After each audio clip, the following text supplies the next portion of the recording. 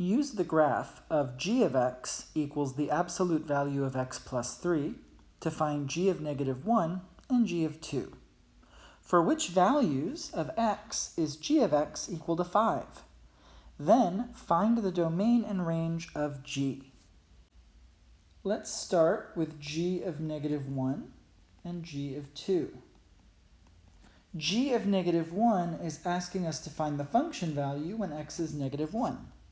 So we look at negative 1 on the x-axis, and we go up to where the graph is there, and we can see that this is the point that has an x-coordinate of negative 1.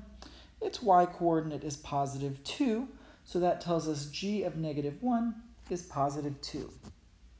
Similarly, if we want to find g of 2, we look at the x value of 2, and we find the point on the graph that has an x-coordinate of 2.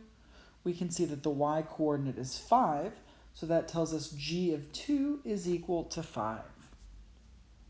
Next, we're asked for which values of x is g of x equal to 5. In this case, we're looking for points on our graph that have a y-coordinate of 5. If we go up to 5 on the y-axis and we look to the left and to the right, we can see that there are 2 points with a y-coordinate of 5. The first one on the left has an x-coordinate of negative 8, and the second one on the right has an x-coordinate of 2, so we can conclude that g of x equals 5 when x equals negative 8 or x equals 2. There are 2 values of x that give us a function value of 5 in this case. Lastly, we'll move on to the domain and range. For domain, I've been using blue, and I'm going to continue to do that. We're looking for the set of numbers x that work for this function, and the way that we do that is we look at points on the graph and we project them down to the x-axis. And we want to see which parts of the x-axis correspond to the points on our graph.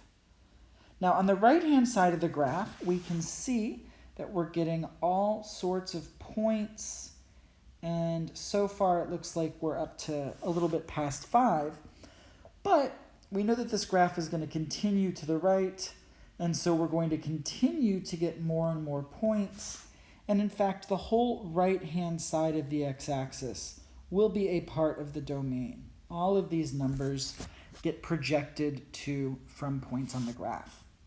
And when we look at the left-hand side of the graph, we're seeing the same thing happen.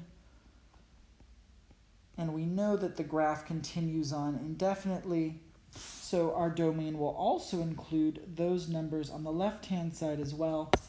And in the end, we can see that all real numbers are part of the domain.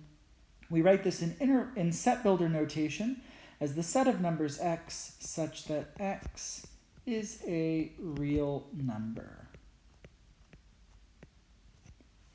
Now, for the range, we'll switch to red, just for consistency's sake.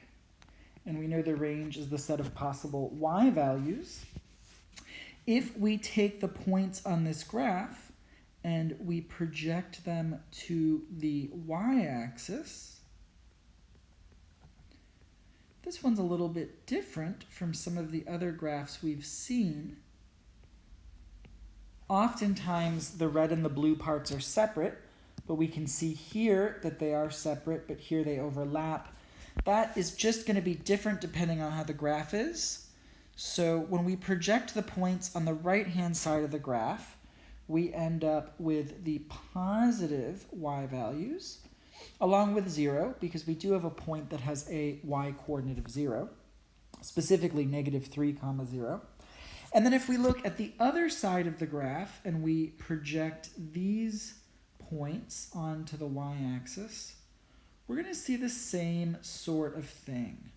We're going to have positive values of y along with 0. We are never going to get negative values of y because this graph doesn't dip below the x-axis. So we can see here that the restriction on our y values is that y has to be greater than or equal to 0. So our range is the set of numbers y such that y is greater than or equal to 0.